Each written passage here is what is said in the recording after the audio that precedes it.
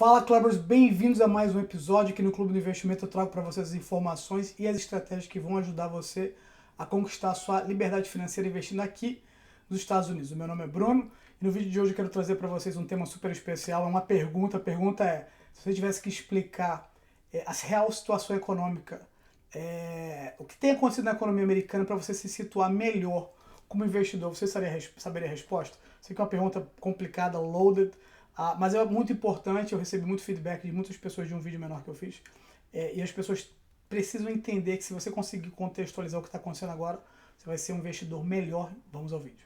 Para começar, eu queria pedir para vocês deixar o seu like, para o YouTube entender que esse vídeo é relevante. Me ajude a dividir essas informações com outras pessoas da comunidade brasileira, tanto aqui nos Estados Unidos como no Brasil, que tem interesse em investir aqui no mercado americano. Também considere subscribe para o nosso canal. Aqui a gente sempre fala de coisas sólidas para a gente aprender e a gente se desenvolver como investidor e como trader, se esse for o seu interesse. Então, como eu disse, eu fiz esse vídeo, eu fui até o Federal Reserve, o prédio do Federal Reserve lá em Washington DC, para fazer esse vídeo, porque a verdade, deixa eu dar um pouco do backstory para vocês. Conversando, interagindo com o próprio pessoal com o Discord, obviamente eu faço trade, eu faço day trade, faço swing trade, mas eu faço análise fundamental. Você chama no Brasil de fundamentalista, a gente chama de fundamental, porque fundamentalista aqui sounds bad. Não soa muito bem, não. E de vez em quando, conversando com as pessoas, eu percebi que as pessoas têm assim, uma dificuldade de entender o contexto econômico, por que as coisas estão como elas estão. E Howard Marks, esse senhor simpático que vocês estão vendo aí, é das minhas referências como investidor. Realmente assim, um homem não só muito capaz, bem sucedido, mas da mesma maneira que pensa na mesma linha dos grandes investidores mundiais, porque ele é um deles de um jeito bem simples, bem fácil de entender.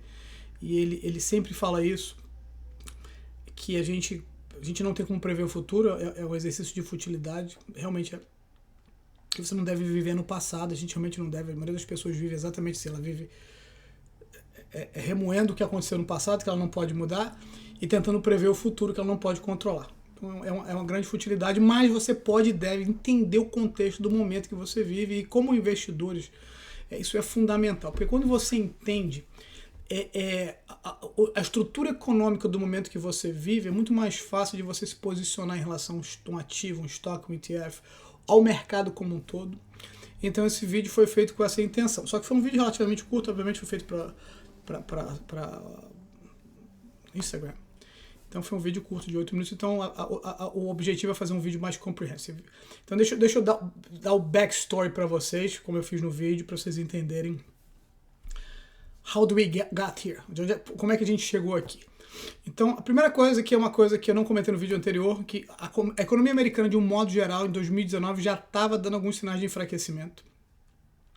A gente estava vivendo um ambiente, desde 2009, a gente passou algumas leis aqui nos Estados Unidos por conta do que a gente chama do GFC, Great Financial Crisis, ou a Subprime Mortgage Crisis, o que você quiser chamar, a grande recessão, que foi o que a gente chama, também é um dos nomes que a gente conhece aqui, The Great Recession, porque foi a maior crise financeira que a gente teve desde o Great Depression, depois da quebra da Bolsa em 1929, nos anos 30, aquela coisa toda.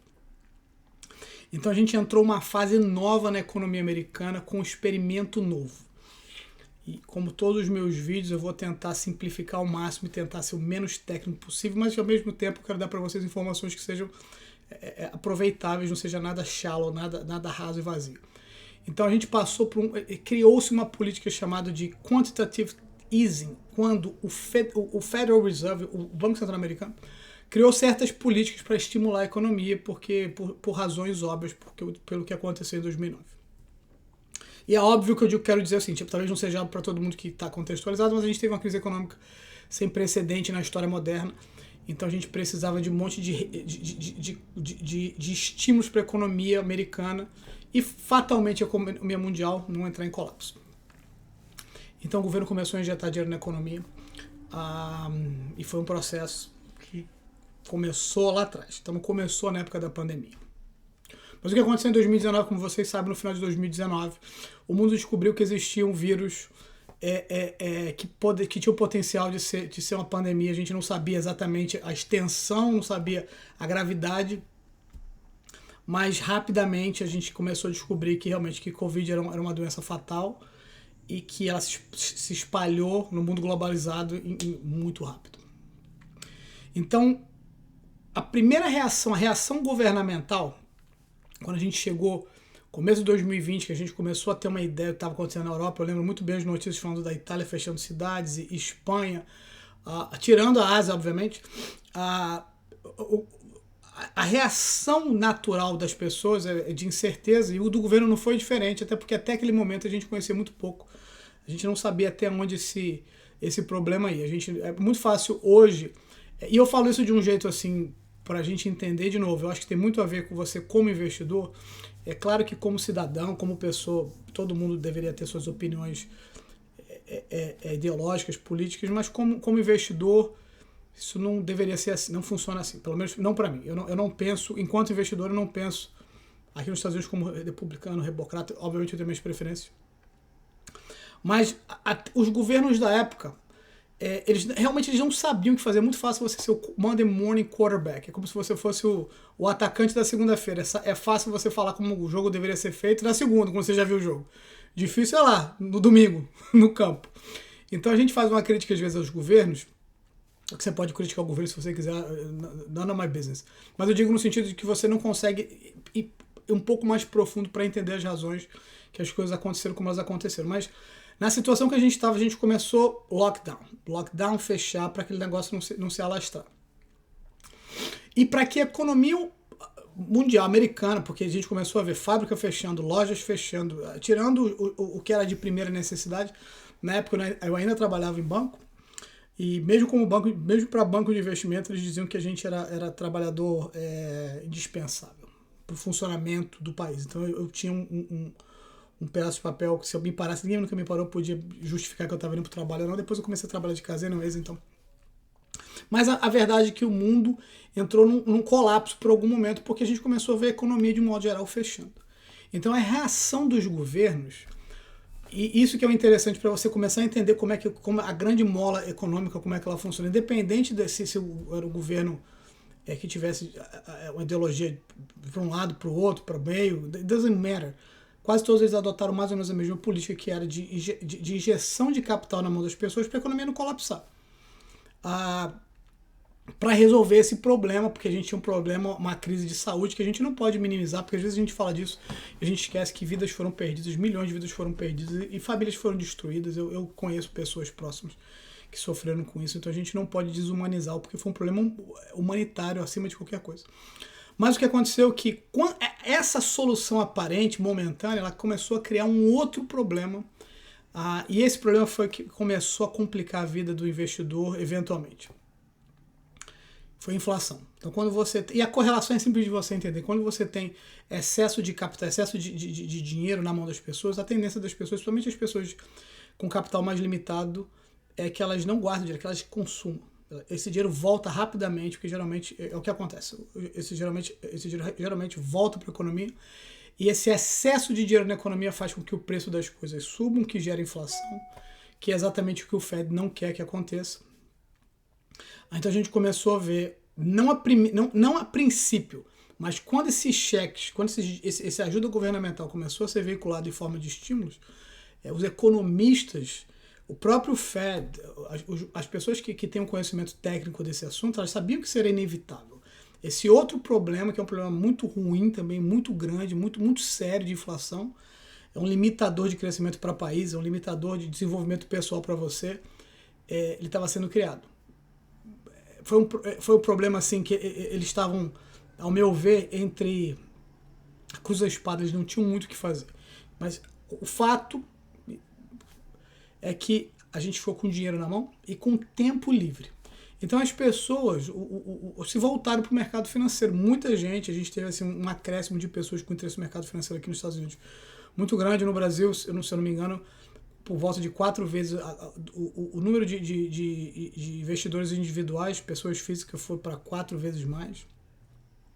Só que o que aconteceu? Da mesma maneira que excesso de dinheiro na mão das pessoas, em termos de economia geral, cria problema de inflação, no mercado financeiro cria uma coisa parecida, porque você começa a injetar dinheiro em qualquer tipo de ativo, E por um período de tempo, em 1900, olha a minha idade aí. Em 2020, a gente começou a perceber o seguinte: parecia que tudo que você comprava no mercado financeiro, não fosse ETF, fosse um stock, fosse uma criptomoeda, NFT, whatever that is, o negócio continuava subindo exponencialmente. Parece que, de repente, porque o que a gente experimentou foi em março de 2020, a gente teve uma queda abrupta de mais de 30% no mercado, que caracterizou um bear market. A gente entrou num bear market que oficialmente é quando você tem uma queda do topo de 20%, a gente caiu mais de 20%, 30%, como eu disse. Em poucas semanas, foi um outro recorde histórico, a gente voltou, o mercado subindo assim, quase que como um foguete, assim, quase que uma vertical. Ele foi indo. E as pessoas começaram a botar dinheiro em qualquer tipo do que fosse especulativo, e aquilo rendia. Então deixa eu abrir um parêntese, o meu primeiro parêntese aqui em relação a isso. Existe uma diferença vital entre especulação e investimento. E a grande maioria, eu lamento dizer que a grande maioria dos investidores, entre aspas, porque da maioria das vezes eles estavam especulando sem saber, eles não sabem como é que essa diferença se dá. Eu tive assim conversas por alguns meses, nos últimos 2021 principalmente, com pessoas que tinham perdido muito dinheiro especulando e não tinha a menor ideia que estavam especulando, e de repente aquela festa de 2020 e parte de 2021 que parecia que ia durar para sempre, eles começaram a ver que aquilo não era realístico e não pode ser, nunca é, porque o mercado financeiro ele é muito, ele é unforgiving, ele é imperdoável, ele dá lenha, ele continua colocando lenha na fogueira, mas o que ele quer, na verdade, o que se baseia, dos pilares do mercado financeiro e por que os estoques se valorizam ou se desvalorizam, são resultados. É a capacidade de uma empresa que está por trás do estoque de gerar renda, de gerar lucros, de se manter estável, de ter algum tipo de vantagem em relação à competição. Quando isso não vem, o mercado financeiro é unforgiving, ele tira tudo de você. Então as pessoas começaram essa euforia de comprar, e onde eles atiravam, boom.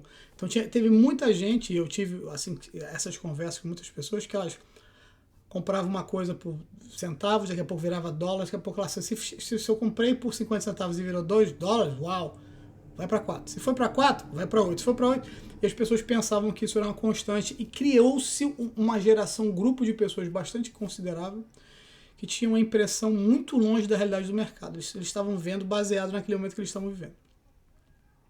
O mercado continuou subindo, e chegou num ponto em 2020, no começo de 2022, que a gente chegou no topo. A gente chegou no topo histórico do S&P 500, topo histórico do Nasdaq, topo histórico do Dow Jones.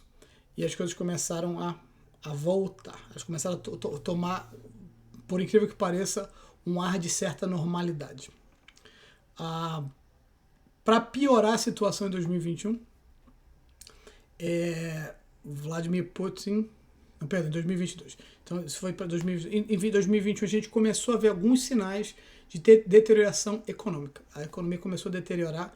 A gente viu duas coisas, eu vou tentar de novo, eu expliquei de um jeito bem simplificado, vou fazer isso de novo aqui nesse vídeo. A gente teve dois problemas. Um, já citei, é que o Federal Reserve, como eles sabiam que isso ia ser um estímulo muito grande para a economia, a inflação começou a dar dados que estavam voltando, e lembrem-se, se você não sabe disso, aqui nos Estados Unidos a gente estava com a inflação sob controle há mais de 40 anos. A última vez que a gente teve uma inflação considerável, perto de 2 dígitos, e na verdade foi maior do que a gente teve agora, passou de 2 dígitos, foram no final dos anos 70, começo dos anos 80. Então a gente estava 40 anos, um pouquinho mais de 40 anos, sem nenhum indício de inflação que fosse considerável. A gente tem uma inflação em média de 2% apenas, a gente tem constantemente uma inflação muito baixa.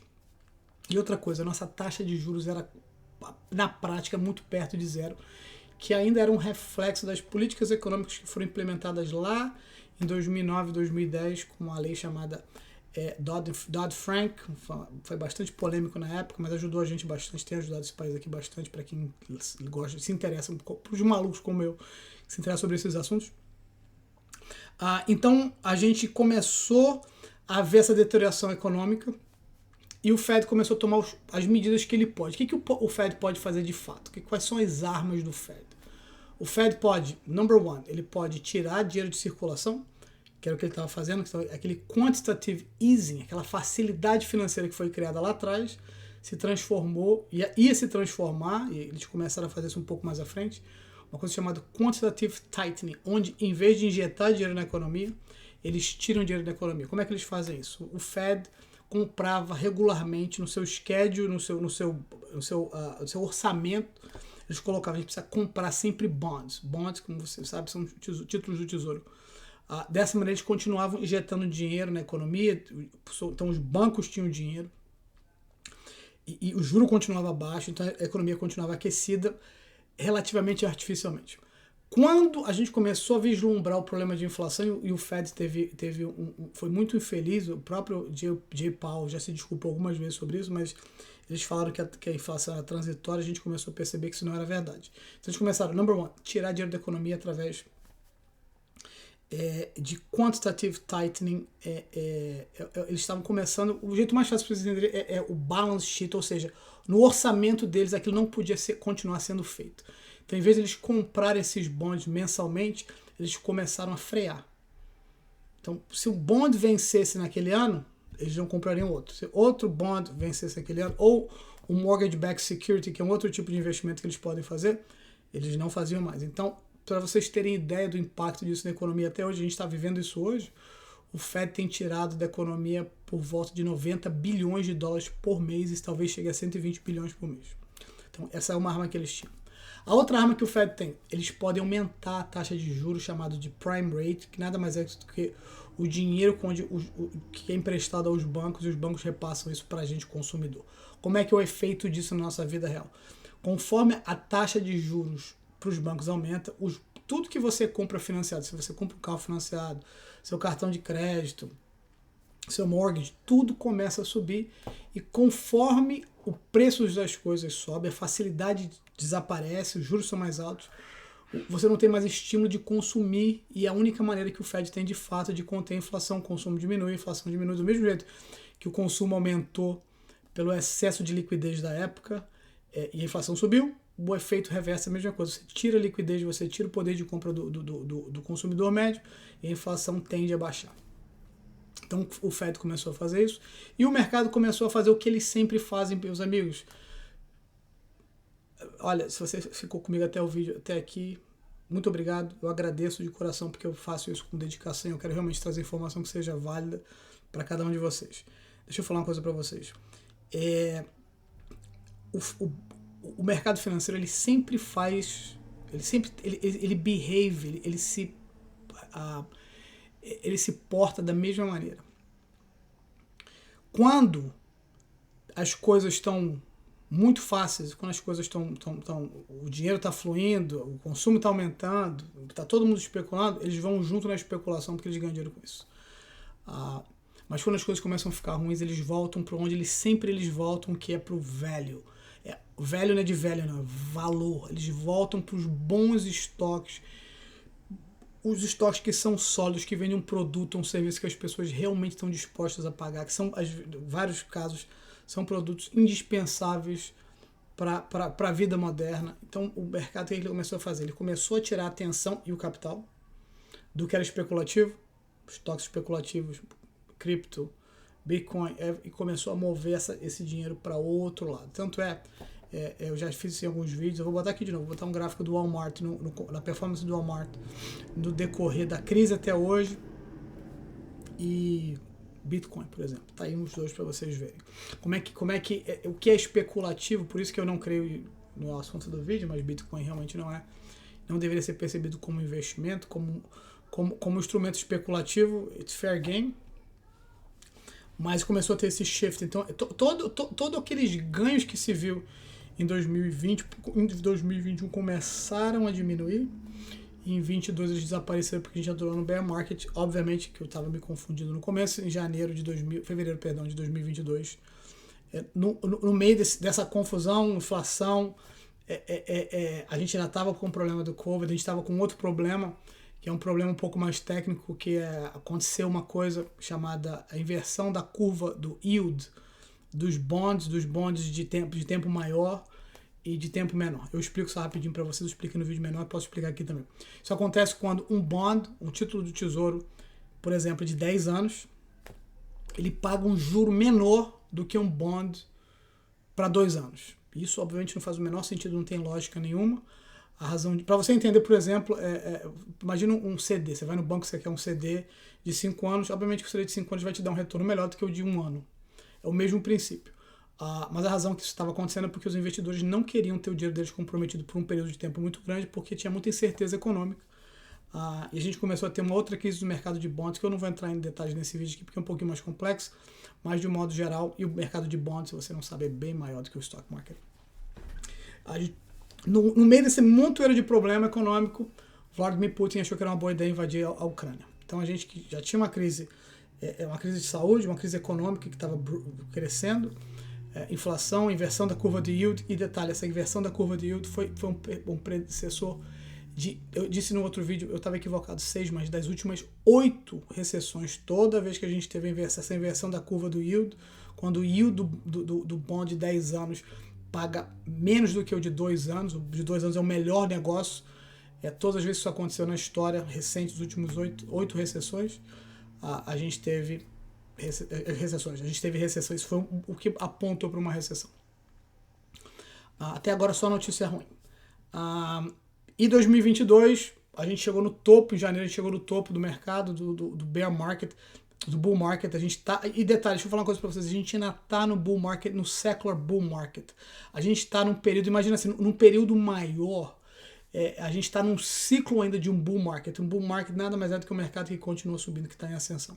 A gente ainda está num secular bull market. A gente está no que a gente chama de multi-cycle, de vários ciclos que você pode ter bear markets dentro dele, mas de um modo geral a gente está ainda no bull market.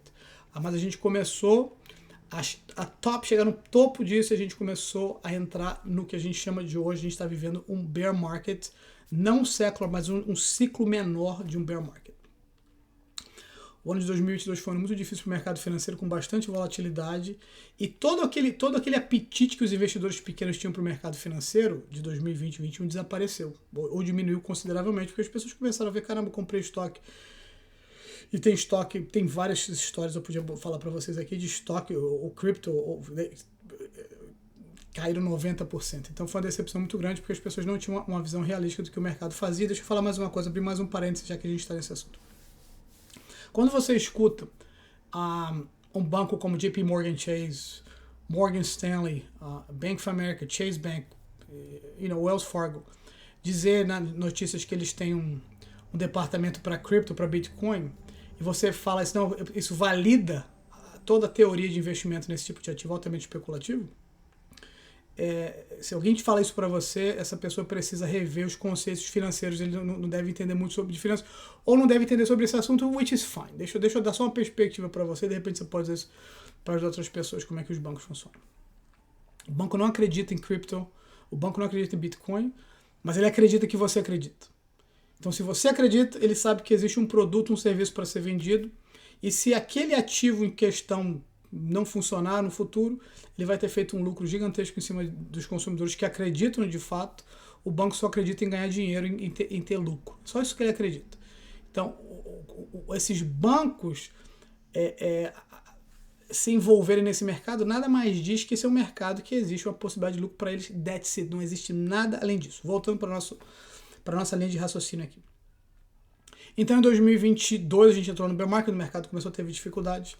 Só que, agora que a coisa começa a ficar positiva, e é isso que eu quero falar para vocês, porque é dessa história toda que eu estou falando aqui, sei lá quantos minutos sem parar, que a gente começa a ver as possibilidades reais e maravilhosas, e coisas que gente como eu, que acompanha o mercado constantemente, no meu caso eu estou fazendo isso há 18 anos, eu fico esperando momentos como esse. Esses momentos são os momentos que mudam a sua vida. Onde as fortunas, se você tiver a cabeça no lugar, onde as fortunas são criadas. Talvez se não imediatamente, na maioria das vezes não, mas você começa a construir para uma coisa muito melhor no futuro. Algumas coisas começaram a acontecer positivas. A primeira coisa, obviamente que a pandemia o Covid começou a ser controlado, o número de mortes diminuiu consideravelmente e a economia reabriu.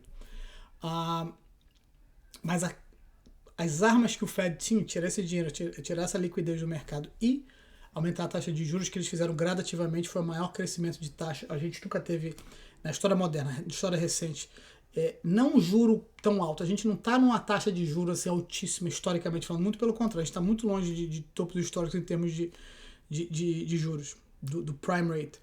Mas a velocidade foi muito abrupta, por isso que o mercado caiu. E o medo da inflação continuar sendo persistente, que de fato ela foi. Mas o que aconteceu? No finalzinho de 2022 a gente começou a perceber o seguinte, que a inflação ela chegou num topo, ela começou a fazer aquela curva e começou a voltar. Ela começou a estabilizar e começou a voltar. E a gente tem vivido isso, a gente chegou a gente passou de 9%, a gente não chegou a 2 dígitos, 9%, e agora a gente está mais ou menos por volta de 6,5%, a gente vai descobrir o CPI na próxima semana. Eu estou gravando esse vídeo aqui no dia anterior ao FOMC agora de janeiro. Vai ser amanhã, a gente vai saber qual vai ser o próximo aumento de juros. Se vai ser 0,25 de fato, se tem alguma notícia que vai spook the market, a gente não sabe. Mas a inflação começou a diminuir. E o que aconteceu? Como a inflação começou a diminuir, e o mercado e os grandes investidores começaram a mover o dinheiro do que era especulativo, do que era growth stocks. Então, se você comparar os índices, o Dow Jones, que é o índice que tem 30 empresas, todas são algum tipo de indústria, e não tem empresas de crescimento, de tecnologia, ele cresceu muito mais nesse período de tempo do que o Nasdaq, por exemplo, que são empresas de crescimento de tecnologia. Agora as coisas começam a reverter porque a gente começa a ter uma diminuição da inflação e começa uma rotação do capital do que era altamente seguro, do que era altamente sólido, de novo para as empresas de crescimento. A gente está começando a ver isso, tanto é que a gente está agora em janeiro de 2023, com o S&P um pouquinho acima de 6% positivo para o ano, e o Nasdaq um pouquinho acima de 11%, que é um excelente sinal para um bull market esse ano, que é o que eu realmente acredito que vai acontecer. Então a gente começou a ter essas boas notícias. E uma coisa importante que as pessoas não falam o suficiente, da mesma maneira que na época que a inflação começou a ser formada, porque o Fed sabia que a gente ia ter um aumento inflacionário muito grande com aquele estímulo, aqueles cheques na mão da rapaziada toda, o Fed sabia, os economistas sabiam, mas o investidor, o especulador médio não sabia, e o influencer médio, onde você tira suas notícias, também não sabia, não tinha a menor ideia. Da mesma maneira agora, as pessoas não conseguem enxergar a solução porque elas simplesmente não entendem o suficiente sobre isso. Mas o que acontece é o seguinte, além da taxa inflacionária ter baixado consideravelmente e continuar baixando, eu não acredito que a gente vai chegar nem perto do ideal do Fed, que é por volta de 2% cedo, mas a gente está no caminho certo. A gente teve a leitura do GDP, do Produto Interno Bruto Americano recente, saiu agora semana passada, 2,9% de crescimento, que foi um número considerável, muito bom. A gente tem o mercado de trabalho aquecidíssimo aqui ainda, e você nunca consegue, você não tem uma recessão oficial com o mercado de trabalho. Para você ter uma recessão, precisa que o mercado de trabalho colapse, que ele cai, e a gente não viu isso acontecer. Não quer dizer que não possa acontecer mais para frente, mas ainda não aconteceu. E outra coisa interessante, esse senhor que vocês estão vendo aí, ele criou esse indicador em relação ao que eu falei anteriormente, do yield curve. Ele que criou, e ele disse que dessa vez, desses 8 últimos anos estava certo, mas falou que esse ano não está certo, que possivelmente a gente não vai ter recessão. Eu não sei se a gente não vai ter recessão, a gente tem uma boa chance de ter uma recessão mediana, amena, mas com o mercado de trabalho muito forte e com a atividade econômica boa, é muito difícil que a gente tenha uma recessão muito severa. É muito difícil. A gente pode ter talvez uma recessão mild.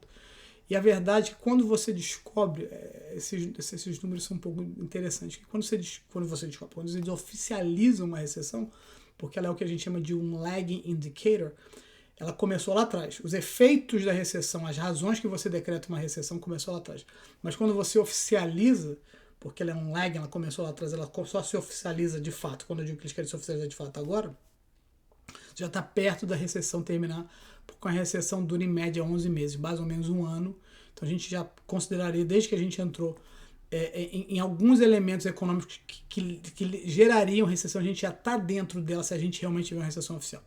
E o problema maior da recessão, depois, quando ela é anunciada, não é mais o problema técnico, financeiro, porque você já está vivendo o problema técnico, financeiro há muito tempo antes dela ser pronunciada.